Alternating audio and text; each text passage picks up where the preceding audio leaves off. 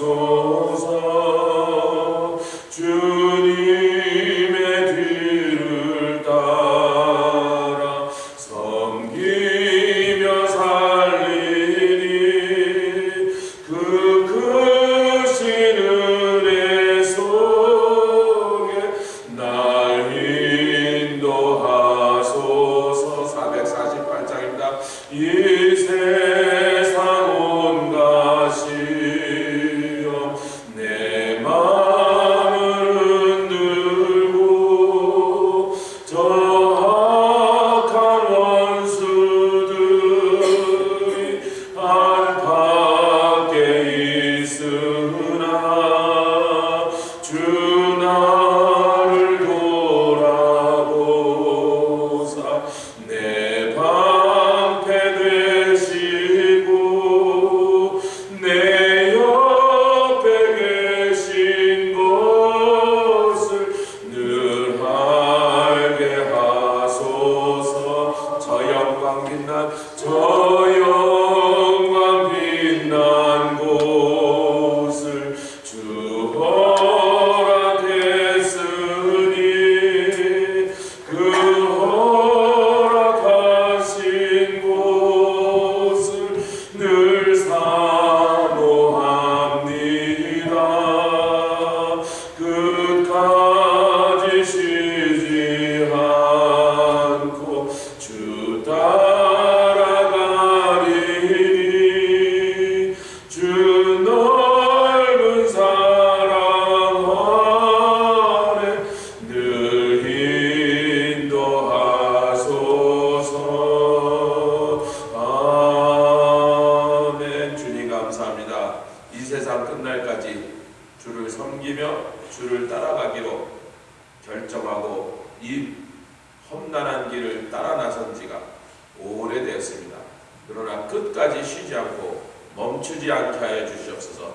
낙담하고 뒤로 돌아가지도 않게 하시고 세상을 사랑하여 그 세상으로 돌아간 대마처럼 되지 않게 하여 주시고 주의 성령이 날마다 우리 안에서 우리에게 새 힘을 주시고 위로하시며 넘어져도 일으켜 주시옵소서.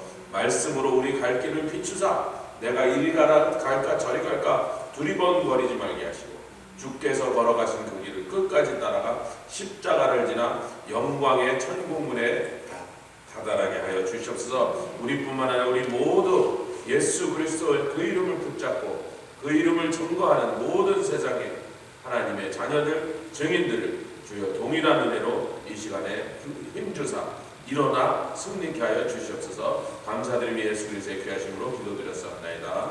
아멘. 사도행전 20장 오늘 17절 말씀부터 26절 말씀까지 먼저 공부하고 나중에 또 뒤를 좀 더 읽겠습니다. 사도행전 20장 17절부터 26절 말씀까지. 사도행전 20장 다 찾으셨으면 17절부터 26절까지 한 절씩 교독하여 공부하기로 했습니다.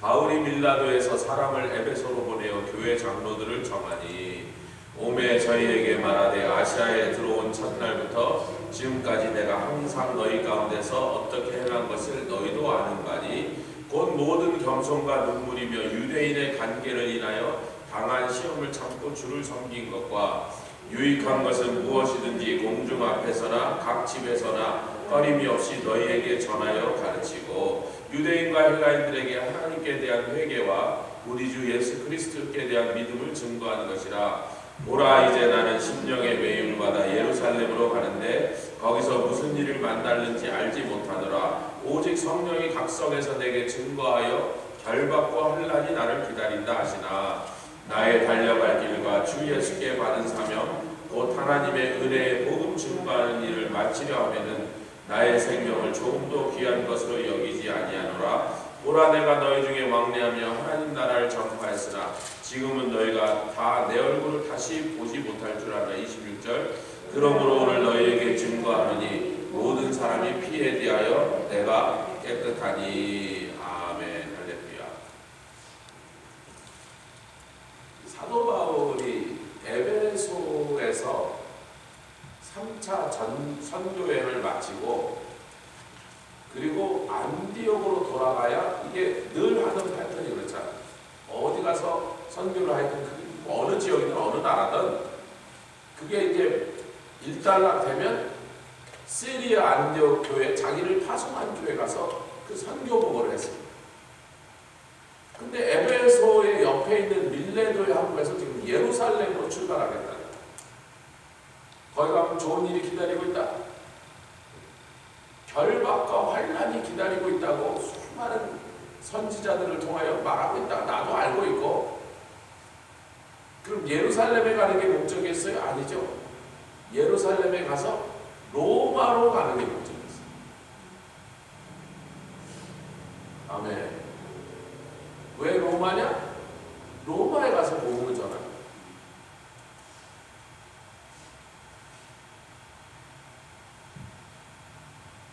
나중에 어떤 기록에 보면 그때 당시 사람 지중해를 중심으로 한 게 로마예요. 지중해 바다를 중심으로 그 부근에 있는 땅들을 다 다스리고 이제 로마니까 그 지중해가 로마한테는 하이웨이였다.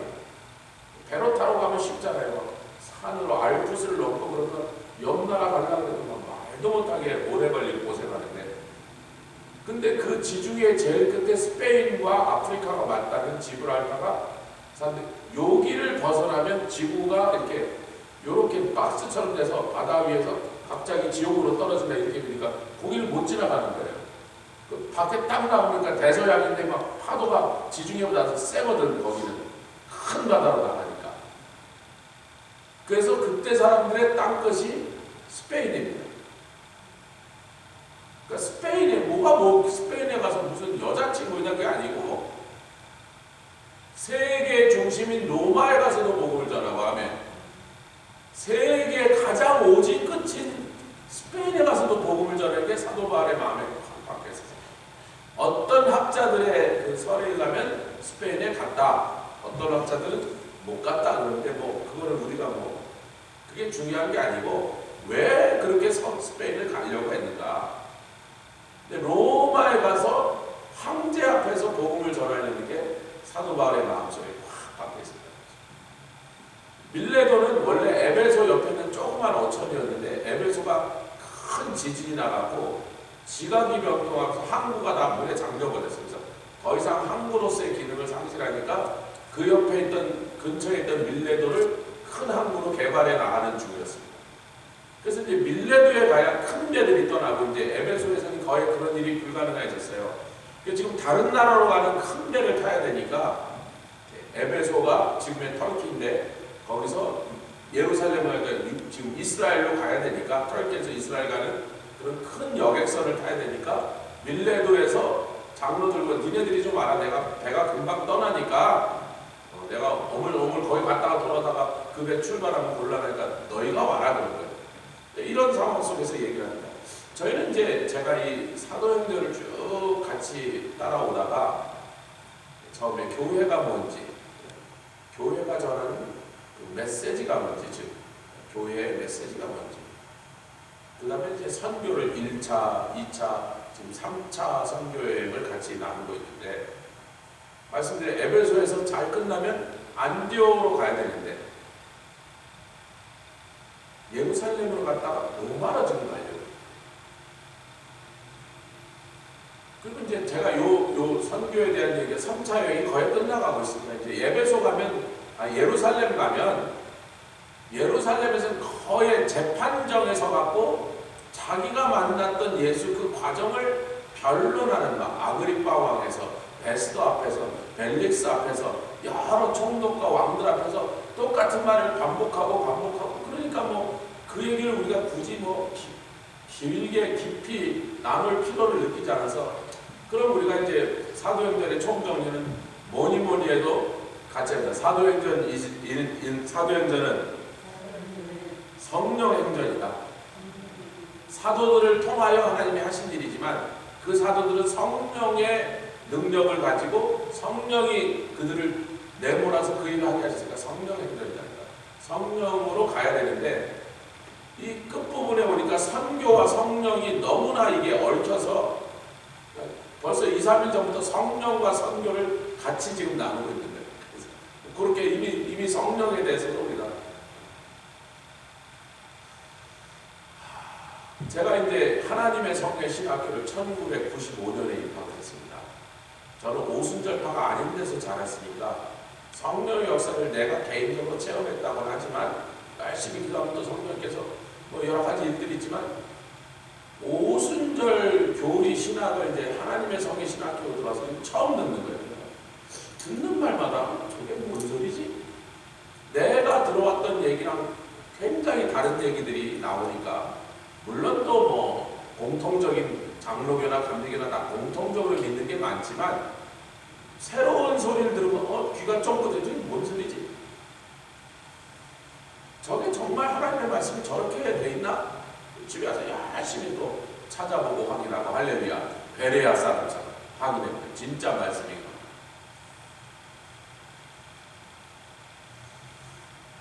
그 후로 30몇 년 동안 목회자의 삶에서 성령을 연구하면서 이 성령의 역사가 너무 귀하다는 것을 목회를 하면서 더 실감을 합니다. 옆에 이제 사람이 말 듣고 안 변한다. 사람이 다른 사람의 말을 듣고 안 변해요. 내 생각, 내 주장, 내 경험이 누가 뭐라 그래도 잘 안 바뀌어요.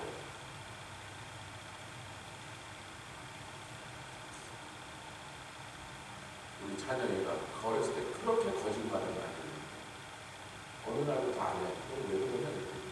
얼마 전에 아무런 말 거짓말이 또 그죠. 제가 욕만 하려고 손가락에 다쳐가지고 욕 딱 그쳤어요. 옛날에 우리 교회에 있던 청년들이 담배를 하루에 2박 피우면서 지 엄마는 우리 교회 전도사인데 이놈은 하루에 담배를 2박. 고등학생이 꼴초죠, 꼴초. 지금 목사님까지. 어느 날 막 은혜를 받은 목사님이 제가 담배를 끊으라는데 이거 담배 끊는데 나보고 어쩌라고 그랬더니 목사님 기도 좀 해서 그래 기도를 일주일 만에 담배 냄새 맡고 구역질이 올라오고 끝나고 끝났어요. 할렐루야. 금식했습니다. 사람이 사람 말을 듣고 바뀔 것 같죠? 남의 말을 듣고 동의하면 바로 내 행동이 삶이 바뀔 것 같죠? 잘 안 바뀌어요. 바뀌려고 해도 조금밖에 안 바뀌어요. 성령을 그냥 확 뒤집어 버려요. 할렐루야. 자꾸 말로 사람을 설득하려고 너무 애씁니다. 안 바뀔 거예요. 별로 효과적이지 않아요. 여 사람 하나님, 저 사람 안에 있는 저 나쁜 모습 빨리 변화받게 해서 기도하는 게 훨씬 많아요. 그것 좀 아멘 좀 합시다. 기도하는 게 훨씬 빠르고 훨씬 쉽다고 자꾸 말로 설득하려고 하죠.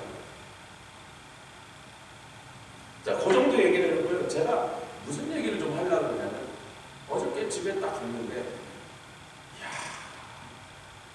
선교라는 차원에서 성령의 역사를 다시 보니까 성령의 역사만큼 정립하기가 어려운 학문의 신학의 세계가 없습니다. 그 에어리아가. 이유는 간단해요. 그게 어려워서가 아니라요. 성령의 세계는 너무나 광활하다. 다시 말하면 사람의 체험을 들어보면요. 만날 때마다 뭔가 나는 여태까지 들어도 보지도 경험하지도 못한 신기한 체험을 한 사람이 또 나오고 또 나오고 또 나오는 거예요.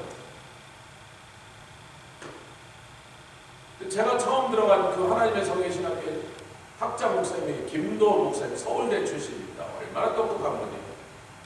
그런데 설교 때마다 채플 때마다 들어오시면 그분은 학장이니까 자주 들어오시니까 다른 분들은 가끔 한 번씩 오는데 이분은 꼭 그래도 잊을만 하면 한 번씩 들어와서 설교를 하러 들어오시고 그러니까 그분의 설교를 유난히 많이 들었죠. 제가 5년을 그분의 설교를 들었으니까 들으시면 꼭 그러세요. 여러분 거기 하나님의 성의 신학교 온 사람은 나름대로 성령 세계를 좀 체험한 사람들이 들어온 거예요. 자기 딴에는 그래서 우리 거기에 유명한 말이 있습니다. 우리 신학교에 들어온 사람은 입학할 때는 기도원 원장처럼 부흥사처럼 들어왔다가 졸업할 때 겨우 전도사에서 나갔다. 그렇게 겸손해서 나간다는 뜻이에요. 들어올 땐 다 자기가 기도원 원장이에요. 할렐루야! 목도 다셔갖고 들어와요. 진짜로 그래요. 부흥사네 저기는. 지금 신입생이 부흥사예요. 자기 딴에는 대단한 체험을 했으니까 여기까지 온 거예요. 지금 장사도 다 팔아치우고 저도 뭐 그런 케이스가 된 거죠. 근데 그 학장 목사님이 예배 때마다 한 번도 빼놓지 않고 여러분 성령의 세계를 강화합니다. 뭐 하지 말라는 거예요? 내가 체험한 그 하나, 내가 받는 그 의상하고 성령의 세계를 내가 다 이해하는 것처럼 좋게 말하면 까부지 마. 처음에 그랬더니 아니 우리 학장 목사님 맨날 저 자리에서 큰 맘도 아니고 저런 소리를 하시나. 30몇 년이 지나서 제가 이해가 돼요. 나도 그렇게 이렇게 말해요. 같이 옆에 성령님은 크십니다. 이사야서 40장 지금 이사야서 하나님은 크십니다. 이 우주가 통에 있는 물 한 방울 같고 저울에 올라가면 찌끄러나가요. 우주가 우리한테는 감히 생각만 해도 어지러울 정도로 큰 우주가 하나님께 요만한 티끌 하나 같다. 그러니 그 하나님을 우리가 생각할 때 성령님이 하실 수 있는 또 온 세상에서 하신 일이 얼마나 다양하고 얼마나 많은지 우리가 여태까지 접해보지도 못한 별별 희한한 일을 다 하셨다는 거예요. 그 내가 접하고 내가 이해하고 내가 본 것만 갖고 성령님을 자꾸 이렇게 론으로 하도록 만들려면 이게 무리한 짓이다. 그렇게 하지 마라 그런 뜻이었어요. 그분의 속뜻을 보니까. 근데 그렇게 말해놓고도요. 제가 여러분 1914년에 핫스프링 아칸사스에 날짜도 있는데 뭐 그건 중요한 게 아니고 300명의 성령파가 모였습니다. 그 중에 대부분은 목사들이었어요. 300명 중에 200명 이상이 목사들이었는데 목사들이 여러 교단의 목사들이어서 뭐 침례교회, 뭐 감리교회, 슬리안, 루터교, 성모교회에서 장로교에서 별별 교단에서 다른 신학 공부를 한 사람들인데 신학교가 다른 교단이다니까 이들의 공통점은 유일하게 성령 세례받고 방언하는 사람들이었어요. 여러분 모든 신학은요 헛소리 하는 사람의 헛소리로부터 보호하기 위하여 저 헛소리가 틀렸다는 걸 증명하고 방어하기 위하여 신학이 꼭 써졌습니다. 초대교회가 100년 동안 신학 하나도 없었어요. 뭐 하느라고 바빴어? 오로지 가서 복음 전하고 선교하느라고 신학 하나도 없었다니까요. 누가 신학을 썼어요 그때? 200년 넘어 300년이 지나니까 헛소리하는 인간들이 나오기 시작했어요. 하나님이 어떻게 아들을 낳느냐, 인간의 처녀를 두고 데려다가 뭐 신혼 첫날 밤을 치렀다 뭐 이런 인간이 나오니까 할 수 없이 삼위일체론이 이제 정립되기 시작하고. 여러분 무기는 언제 발달하면 상대방이 더 더더운 무기 개발했다고 그러는 거예요. 옛날에는요 적이 오는 걸 탐지하려고 척후병, 즉 정찰병들이 나서 산마다 골짜기가 숨어있다가 적이 온다 봉화 올리고 그랬잖아요. 그 지금도 한국에 여기저기 봉화, 옛날 봉화대가 있단 말이에요. 1000년 전, 2000년 전에 쓰던 봉화대. 적이 옵니다! 뭐, 불 피워서 연기를 올린단 말이에요. 근데 이놈이 이제 소용없게 돼서 갑자기 비행기와 잠수함이 거의 동시에 등장했어요. 아니 물속에서 막 어떤 놈이 올라와서 막 때리고 막 비행기가 날아서 막 떨어뜨리는데 사람의 척후병이라는 건 이제 아무 쓸데가 없게 된 거예요. 갑자기 왜 뭐지? 그랬더니 꽝꽝꽝꽝 떠들으니까. 그래서 만들어진 게 레이더고 그래서 만들어진 게 소나입니다. 비행기가 개발되지 않았다면 레이더라는 것도 안 생겼던 거예요. 그래서 이 하나님의 성회가 시작될 때 그 300명 모인 사람 중에 대부분이 목사들이었는데 이 감리교 목사들이 지가 방언을 하고 장로교 목사가 막 성령 받고 난리가 나니까 자기네 교단에서 다 쫓겨나게 생긴 거야. 이 이상한 놈들 이단이다. 귀신, 옛날에 귀신이 들어왔다 그랬어요. 방언하면 너 귀신 들어왔다 그랬어요. 막 쫓겨났습니다, 목사들.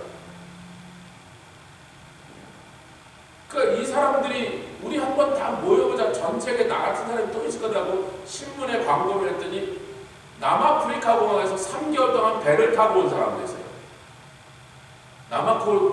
남아프리카 부흥이 일어났고, 그 부흥이 일어난 사람이 제가 갔던 웨일즈 바이블 카레지를 세운 리즈 하우즈가 남아프리카에서 어마어마한 부흥을 일으켜서 막 거기서 막 왕의 딸이, 줄루족 왕의 여왕의 딸이 막 예수 믿고 목사가 되고 이런 일이 벌어졌거든요.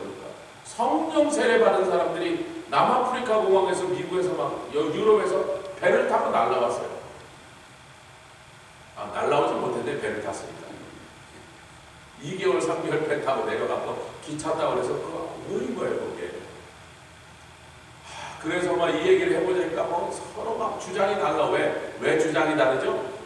체험은 똑같은데 왜 주장이 다르죠? 자기네들이 배웠던 신학이 다르니까 다르게 설명합니다. 야, 이래서 우리끼리 중구난방이다. 목사님 밀레도 얘기는 언제 하나요? 그건 굉장히 간단한 얘기니까 제가 5분, 10분만 하면 되니까 이 얘기를 좀 먼저 합시다. 자기가 배웠던 신학의 이론으로 자기가 체험한 걸 설명하려니까 학교마다 틀리게 설명하는 거예요. 그러니까 우리끼리도 이렇게 자중질하면 안 되겠다. 그래서 거기서 뭘 결의하냐면 신학교를 세워서 우리가 공통적으로 체험한 성령 세례를, 그리고 우리가 하는 방언을 신학적, 역사적, 성경적으로 정립을 하자고 교단이 생기기 30년 전에 신학교를 세운 유일한 게 하나님이에요. 교단은 그 후로 30몇 년 후에 생겼어요. 교단은 없는데 신학교를 먼저 세웠다. 뭘 증명하기 위해요? 성령 세례 방언이 하나님이 주신 거라는 것입니다. 욕을 안 하면 그걸 신학교를 세웠겠어요? 사람들이 공격을 안 하는데 그걸 연구하겠다고 모여갖고 말씀으로 정리했죠. 하도 욕을 했으니까, 하도 막 귀신이 증거를 한다고 그러니까 방법이 없었던 거예요. 거기 앉아서 30년 동안 신학교를 세워놓고 교수들도 다 다양해. 장로교 출신, 감리교 출신, 뭐 침례교 출신, 다 다른 신학교에서 공부한 사람들이, 그런데 그런 신학은 서로 조금씩 다른데 성령에 대한 얘기는 말씀으로 딱 일치가 시작된 거예요. 20년, 30년이니까 딱 정립이 됐습니다. 근데 여기서 또 우리가 한 가지 이해해야 될 것은요, 하나님의 성의 신학, 하나님의 성회가 신학이 굉장히 얄팍하다. 얄팍하다는 건요, 다른 교단의 신학은요, 읽어보면 몇백 페이지예요. 근데 우리 교단은 한 100페이지밖에 안 돼.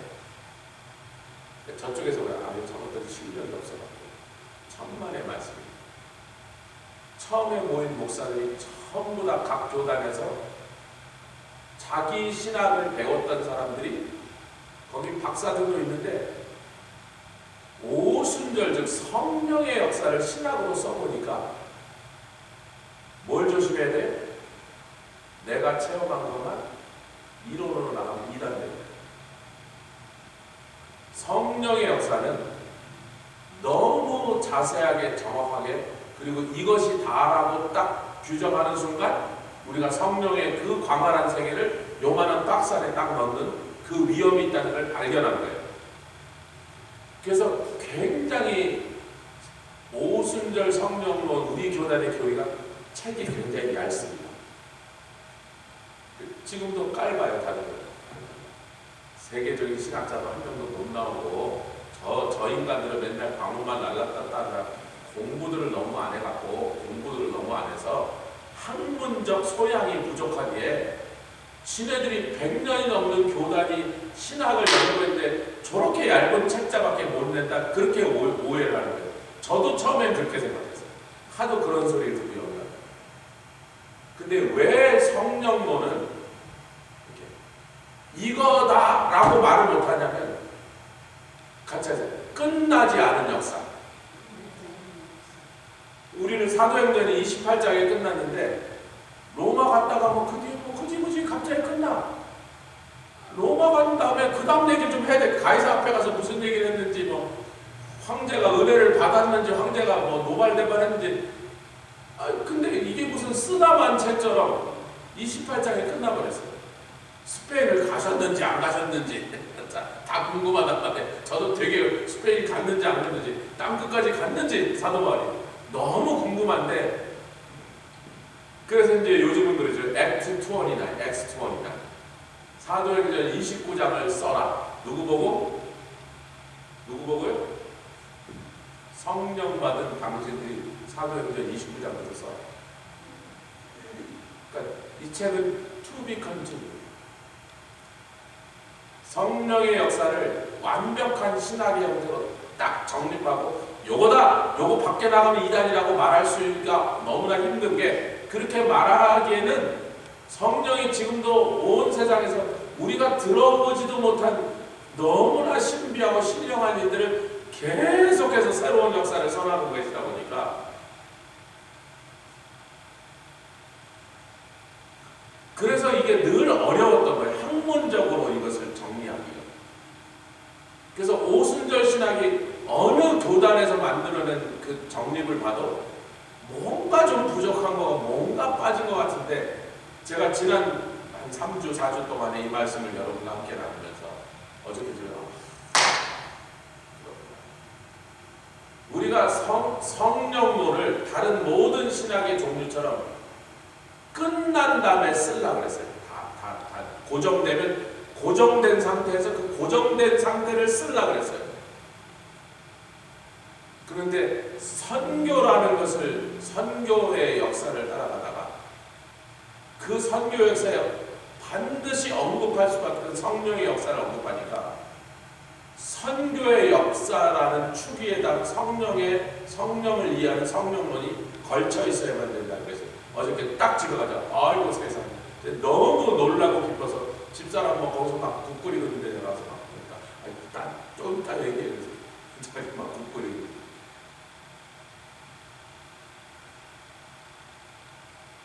선교하지 않는 교회는 성령론 써봐야 엉뚱한 소리예요.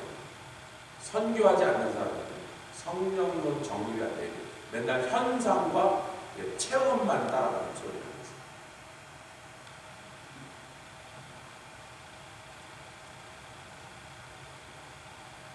좀 있다가요, 적그리스도가 나타나서 어마어마한 기적들을 해줍니다. 엘리야가 했던 하늘에서 불이 내리는 짓을 하고, 수많은 사람들이 적그리스도의 무릎을 올려와요. 거짓 선지자들이 별별 기적을 해줍니다.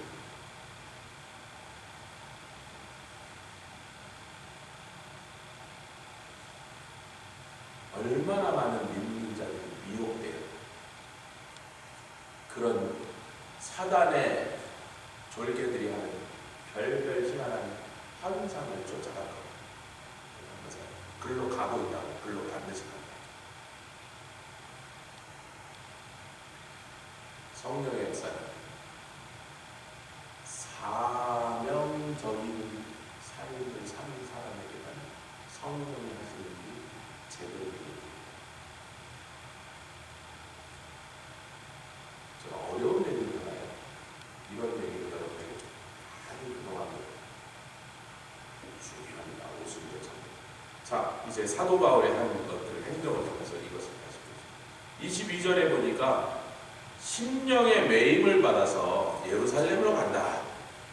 자, 안디옥으로 돌아가야 되는데 3차 선교회이 끝나가니까 내 선교회는 끝난 게 아니라 나는 로마에 가기 때문에 그 전에 예루살렘을 간다. 여기서 매임을 받다는 그냥 말 그대로 묶였다 그런 뜻이에요. 그냥 문자 그대로 데오라는 묶였다는 말입니다. 그런데 여러 성에서 결박과 환난이 나를 기다린다는 소리를 들었는데도 나는 간다. 나의 달려갈 길과 주 예수의 받은 사명, 하나님의 은혜의 복음을 증거하는 일을 마치려 함이라. 에베소까지 하는 동안에도 많은 고난과 많은 위험도 있었지만, 옥에서 두들겨 맞고 갇히고 뭐 빌립보에서 여러 그런 일이 있었지만, 그럼에도 불구하고 수많은 지역에 한 사람이, 물론 같이 하는 팀이 있지만 바울 한 사람의 역사처럼 설명하고자 한 사람이 예수 믿고 성령 받고 사명에 딱 붙잡으니까 아멘. 지금 두 개의 대륙에 복음의 불이 붙어버렸어요.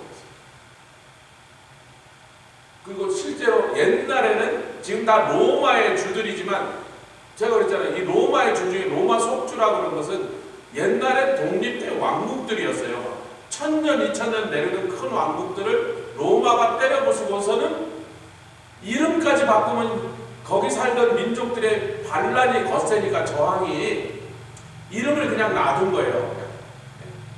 마게도냐 그냥 그래 마게도냐 그 대단한 나라였는데 페르시아를 때려부순 그 대단한 나라였는데 마게도냐 이름을 딱 주고 로마식 이름을 주면 현지인들이 몇백 년이 지나도 창들고 덤비니까 마게도냐 주라 그래 이렇게 했거든요. 지금 같은 로마 제국 아니라고 그러지만 불과 300년 전에 전부 각 독립 나라들인데 그 나라들 수많은 나라에 한 사람이 그것도 일생도 아니야 그냥 몇 년 돌아다녔더니 막 예수의 복음으로 막 곳곳마다 뒤집어 엎어버렸어요. 아멘. 그래서 이 일을 마치려고 내가 예루살렘을 거쳐 로마를 가려고 하니 그 과정에 내 생명을 주님이 그 대가로 지불하게 한들 그게 뭐가 그렇게 아깝냐. 할렐루야. 그 다음에 26절에 같이 있습니다. 26절, 27절 중요한 말입니다. 제가 왜 여기서 읽는 걸 마치자 그랬냐면요. 요 말이 중요해서 시작. 그러므로 오늘 너희에게 증거하노니 모든 사람의 피에 대하여 내가 묻겠다. 여러분 이 얘기가 저를 예수 믿고 3개월밖에 아무것도 모르는 인간이 길거리 쫓아다 전도하거든요. 에스겔서 3장입니다. 인자야 어떤 사람이 죽어가고 있어. 자기 죄로 인하여.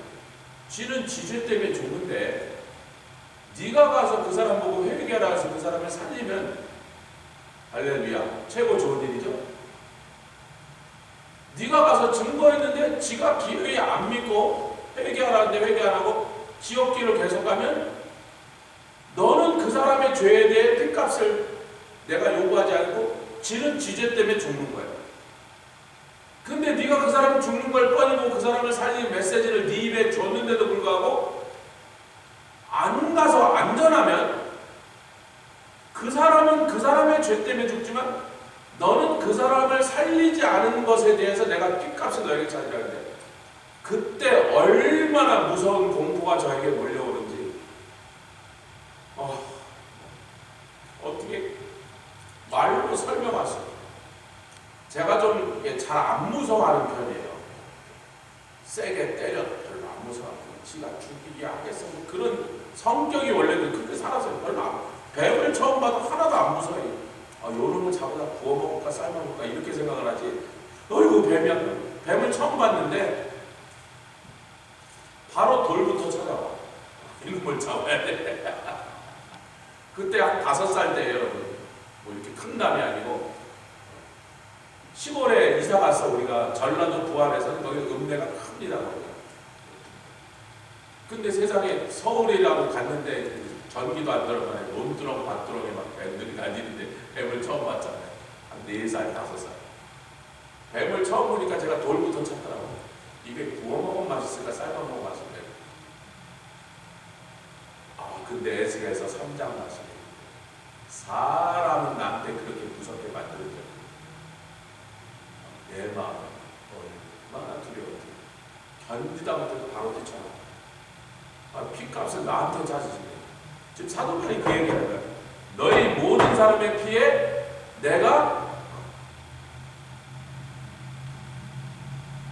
깨끗하냐?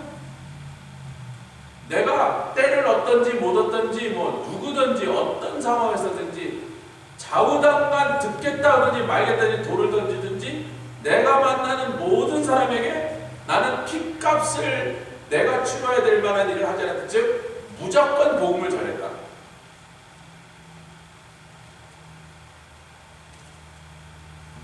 그 다음에는 장로들에게 이럽니다. 28절부터는 삼가라. 이 삼가라는 말이 중요합니다.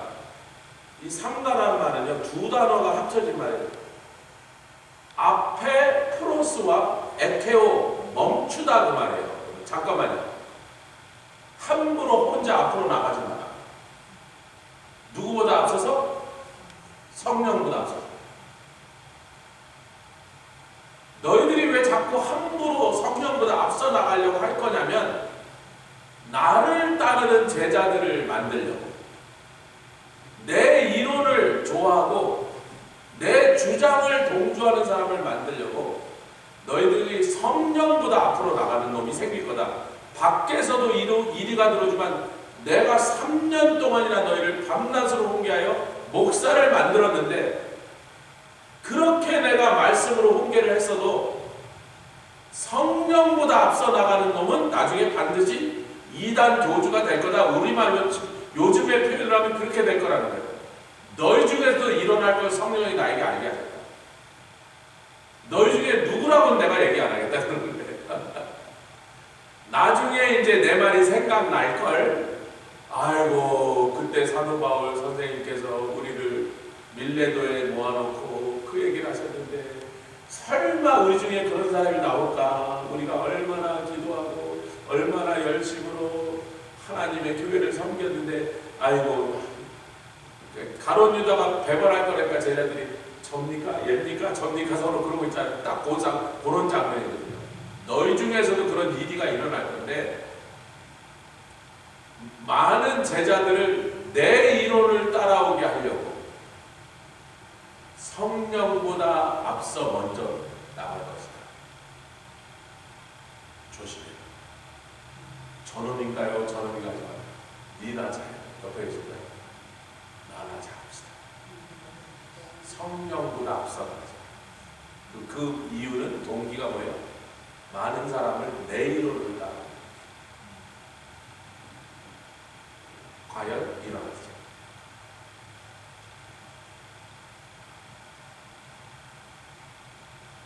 그래서 제자들을 끌어 자기를 쫓게 하려고 어그러진 말을 한다는데 어그러지다는 말은 영어로 하면 to distort.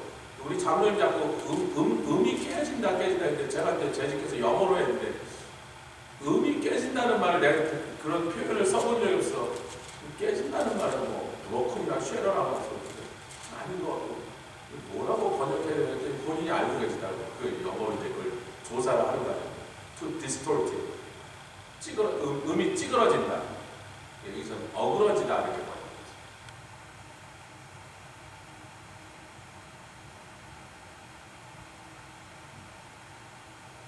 근데 이제 그 어그러지다는 말을 다른 번역으로 하면 그 같은 개념을 부패하다 혹은 해석을 misinterpret 이렇게도 이 단어가 말하는 거예요. 그러니까 찌그러졌다, 어그러졌다. 그래서 번역을 자꾸 틀리게 번역하다. 원래 하나님의 말씀은 그 뜻이 아닌데 지가 자꾸 해석을 엉뚱한 해석을 갖다 맞춰서 그랬더니 사람들이 더 쫓아오더라는 거예요. 아, 이분이 설명하면 쉽네. 아이고, 저 목사님 왜 설교를 저렇게 어렵게 자꾸 하나. 하나님의 말씀을 액면 그대로 설명하면 쉬워요, 어려워요? 어렵죠. 왜? 높고 깊은 인간은 헤아리기 가늠하기 힘든 그 높은 지식, 그 깊은 비밀을 말씀으로 풀어주시는데 그게 해석이 쉬울 것 같으면 목사가 뭐 필요해? 너 집에서 예수 믿고 집에서 성경 읽고 나 혼자 깨달으면 되지. 그게 어렵단 말이야. 근데 어떤 사람들이, 여러분 이단은 처음에 이단들이 나서 사람들을 보면 아유 너무 어려워서 힘들어 그러고 안 따라갑니까? 혹해서 따라갑니다. 왜? 쉽게 들리게 만들어요. 쏙쏙 이해가 되네. 이렇게 만들어요. 그러니까 교회 다니는 사람이 다 때려치고 뭐 교회 가면 목사 얘기가 어려워 죽겠는데 이분들 얘기를 들으니까 싹 들어와 알겠어. 그러고 쫓아가는 거잖아요. 근데 오늘 이제 제가 이걸 이렇게 결론을 삼습니다. 라이나르트 동케가 어저께 얘기한 대로 5명 모아놓고 하다가 이제 조금씩 5년 만에 몇천 명을 목표했는데 강사가 오시더니 10분 하고 집에 가라 그래서 성령이 가라 그래서 갑니다. 가버렸더니 나는 막 물었더니 네가 하라 그런다고 가버렸어. 아직 젊은 사람이 20대예요. 네 보고 하라니까 가서 강사 목사님 가셨는데 예수님 그냥 계신다 그러고 했더니 라인하르트 본캐 수천 명이나 막 역사가 나타나면 절름발이가 뛰고 소경이 눈을 뜨니까 그 다음 날부터 막 몇만 명씩 몰려요. 아마 여러분 그렇습니다. 한 몇천 명 신유의 은사로 고침받은 다음 날은 몇만 명이 몰려가고 좀 지나면 몇십 명. 그렇게 해서 이제 마지막에는 라인하르트 본캐 아프리카 사역에 매일 오는 숫자의 평균이 2.5, 2.5 밀리언이 왔어요. 매일 250만 명. 동원할 필요가 없어. 본캐 목사님 오신다 그러면 옆날에서 코끼리 따고 오는 거예요. 거기 가서 치료받으려고. 근데 이분이 이제 갑자기 몇천 명이 고침을 갖고 막 몇만 명씩 오니까 옆에 있는 분들 야 본캐야 드디어 네 고생 끝났다. 한 번에 몇몇 명씩 와서 저렇게 은혜 받고 난리가 났으니 뭐 너 이제 뭐 아프리카에서 떴다 그랬는데 본캐는 하나님께서 하나님 꼴랑 몇만 명 오면 어떡합니까? 아프리카의 인구가 4억 5천만 명인데 내가 죽을 때까지 전해도 그 4억 5천만을 다 전도를 어떻게 합니까? 한 번에 겨우 10,000명 오면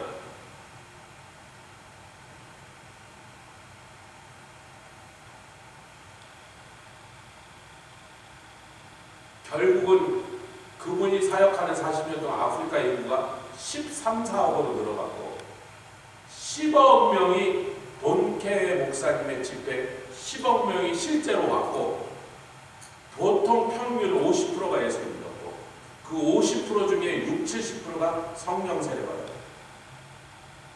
지금 목사님이 가시고 한참 지난 날에 아프리카에 계속해서 붙어있는 분은 그분의 집회에 와서 구원받고 은혜 받고 아멘 병 고침 받고 성령 받은 사람들이 그 후로 목사가 되고 전도자가 돼서 지금 아프리카의 부흥의 불을 계속 붙이고 있습니다.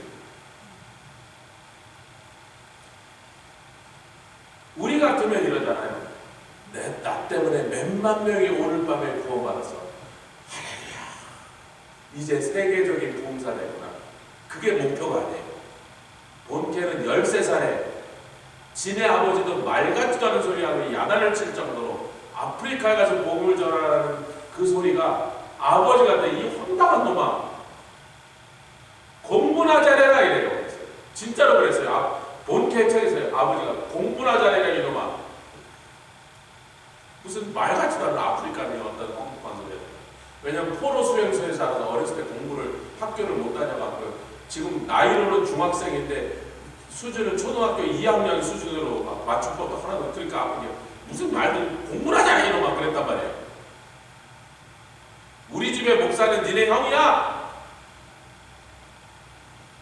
그런데 아프리카에 와서 복음을 전에 처음에 오니까 그렇게 아무도 안 믿다가 한 번에 막 가면 5명 앉아있을 때 맨날 5명 정도 앉아있는데 뭐 이게 전에도 뭐 하품만 하고 앉아있어 아무것도 안 일어났다. 그게 5년 동안 계속된 거예요. 근데 갑자기 몇천 명이 며칠 지나니까 몇만 명씩 몰려오면 보통 사람은 야 이제 난 살았다. 드디어 하나님 나를 쓰시는구나. 몇만 명씩 몰려오니 뭘 더 말하겠냐. 아프리카 최고의 전도자 됐다. 우리 같으면 그렇게 생각할 텐데요. 본캐는 하나님 저를 아프리카에 보내셨잖아요. 여기 4억 5천만 명이 살고 있는데 꼴랑 10,000명씩 왔다가는 죽었다가 다시 되면서 10번을 다시 되라도 4억 5천만 명한테 복음을 다 뻗잖아요. 그때 하나님 그래? 감당할 수 있겠어? 하룻밤에 250만 명씩 보겠어. 4억 5천만 어떻게 합니까? 근데 10억이 왔어요. 천국에 라인하르트 본캐 한 사람 때문에 구원받은 사람이 5억 명이 올라갑니다. 우리 이게 제가 숫자를 얘기하는 게 아니라 스케일을 얘기하는 거예요. 복음을 전하는 우리는 내가 가이사 앞에 서라고 주님이 말했어요. 사도행전 23년 로마에까지 가서 복음을 전해라 주님이 말했어요. 25장에 가서 재판받다. 알고 뭐 잡소리가 길어지는데 저는 로마에 가서 가이사 왕자한테 직접 재판, 난 로마 시민권이니까 그런 권리가 있으니까 난 로마 갑니다. 가이사한테 재판받을 거예요. 아니 아그리파 왕, 벨리스 총독, 사람들이 아니 그냥 여기서 재판해도 되는데 아니 그냥 그 사람들은 놔주려고 그랬어요. 뭐 큰 죄 없네. 무죄 석방하려고 그러는데 사도 바울이 그게 뭐예요? 나는 가이사 앞에 간다니까? 내 권리라니까? 가이사 앞에 호소하면 거기 가서 황제가 직접 하는 재판을 받을 권리가 나에게 있으니까 나는 그 권리를 주장하니까 좌우지간 나를 로마로 끌고 가라고 이 자식들아! 그런 거예요. 그랬더니 막 묶어갖고 죄인 호송이니까 막 유라굴로 만나고 독사에 물리고 성령의 역사는 우리에게 하나님이 어디까지 가서 누구에게 복음을 전하는 그 말씀을 붙잡고 걸어가는 사람들의 걸음걸이입니다. 아멘. 하나님의 성의 초기에 신학교를 세우고 오순절의 이 역사, 성령세례와 방언의 역사를 잘 정립해서 귀신이 역사하는 소리를 막아야 될 거 아니에요. 우리가 하나님께 받은 방언을 하고 있는데 우리는 하나님과 영으로 교통하여 기도하고 있는데 이것들이 귀신 들려서 저런다 그러니까 그걸 막아 물리쳐니까 한편으로는 신학 정립을 했는데요. 동시에 인디안, 흑인 노예들, 그 다음에 막 중국 이민자들, 너무 오지랖 전기도 안 들어오고 학교도 없는데 사는 사람들을 전도하겠다고 하나님의 성의 초기의 지도자들이 말을 타고 그 산속을 마운틴 라이언과 곰이 우글거리고 뱀이 우글거리면서 밖에서 숲속에서 노숙하는데 그런 마을들이 전부 찾아가려면 말 타고 1주, 2주씩 가야 되니까 여관이 있습니까? 무슨 휴게소가 있습니까? 길이 있습니까? 원래는 샘을 선교사로 가려고 하는 사람이 많았어요. 중국 가겠다, 한국 가겠다 했는데 그때는 배 타고 가셨어요. 배 타고 3개월 동안 가려면 지금 비행기 타고 가는 거에 돈이 100배가 들어. 3개월 동안 먹고 자야 되냐, 베이스에서. 한 번에 가나요? 일본에 내렸다, 거기서 또 배를 갈아타고 한국에 내렸다, 또 배를 타고 중국에 이러고 가야 되는데 몇 달이 걸리는 거예요. 그 배 타고 가는 뱃삭에다가 그동안 먹고 쓰는 걸 다 돈을 내야 되는 거예요. 부자가 아닌데 어떻게 그 배를 탑니까? 지금 비행기표 사는 정도가 아니란 말이죠. 그래서 해외로 갈 선교할 마음들을 막 불같이 받았으나 그러다가 이렇게 국내를 돌이켜보니까 막 인디안 부족들이 백인들한테 막 쫓겨나서 막 어느 산속에 숨어서 몇백 명 산다. 복음 아무도 안 전했어요. 흑인 노예들이 막 저쪽에서 남부에서 막 그러고 버려져 산다. 뭐 중국 이민자들이, 일본 이민자들이 막 여기저기서 또 막 그 가난한 산골에 막 전기도 없는 학교도 없는 데서 애들이 막 무지하게 지 이름도 쓰지 못하고 산다 이런 얘기를 듣고 그 사람들이 말 타고 찾아가요. 그래서 교단은 30년 후에 생겼는데 교단 생기기 30년 전에 신학교 만들고 교단 생기기 30년 전에 선교사들이 나가는 그런 희한한 교단이 우리 교단이에요. 그게 우리의 DNA. 그게 우리의 영적 DNA. 다행히 우리 교회가 성령의 역사에 대해서 정립도 참 그래도 많이 돼 있고 선교의 열정으로 불타올라서 하나님의 성의 DNA, 영적 DNA가 우리 교회에서는 지금도 뚜렷하게 살아있는 교회 하나님 지켜주십니다. 성령론을 이해하는 선교가는 영혼권의 열정에 그 열정에 실려있는 성령론을 정립해야지 앉아갖고 이렇게 하면 은사 체험, 신비한 역사, 신비한 성령이 하시는 일을 이론으로 정립하려다가 엉뚱한 이단이 튀어나올 수가 있다는 것입니다. 그 원인, 어그러진 말을 제자들이 많이 자기를 따르게 합니다. 하나님의 말씀을 찌그러뜨려서 그런 일이 발생할 수 있다. 열심히 주여 우리는 온두라스를 주셨으니까 온두라스 뭐 700만 전부 주님께 인도했습니다. 파라과이도 딱 700만이다. 인구수가 거의 비슷하다. 큰 차이. 파라과이 700만이다. 온두라스 20년 건데 여기는 10년 안으로 끝내겠습니다. 온두라스, 파라과이 조그만 나라 보냈으니 이제 앞으로는 뭐 아르헨티나 좀 브라질에 좀 큰 나라 보내시옵소서. 우리한테 한 3나라 정도 우리가 다 알아가는 거죠. 여러분 이런 교회 100개만 있으면 세계 선교 끝난대요. 50명 되는 교회가 막 3나라를 가서 공략하겠다. 라인하르트 봉케가 몇만 명이 오는데 만족하지 않고 그 몇만 명의 정신을 잃지 않고 주님 나는 4억 5천만을 전도하라고 보내셨으니 이게 몇만 명 보내서 되겠습니까? 이게 여러분 야심이에요? 욕심이에요? 이게 야심이에요? 한 사람도 더 전도해서 사람들 앞에서 칭찬받겠다는 게 천만에 라인하르트는 그런데 아무 관심이 없습니다. 아프리카를 나보고 전도하라 했으니까 아프리카를 다 전도하는 일에 나는 멈추지 않겠습니다. 그분이 도저히 건강이 무너져서 견딜 수 없어서 은퇴하고 돌아온 미국으로 가족들이 미국에 있었어요. 아틀란타 미국으로 돌아오고 1년을 못 사시고 하나님께 하셨어요. 은퇴하고 1년을 못 사셨어요. 그 말은 뭐예요? 이 몸이 다 부서져서 온몸에 성한 데가 남지 않았을 때까지 달려가서 그랬더니 15년.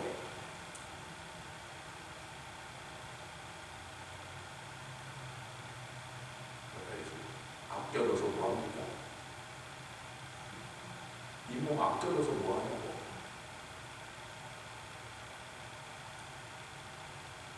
한 명이라도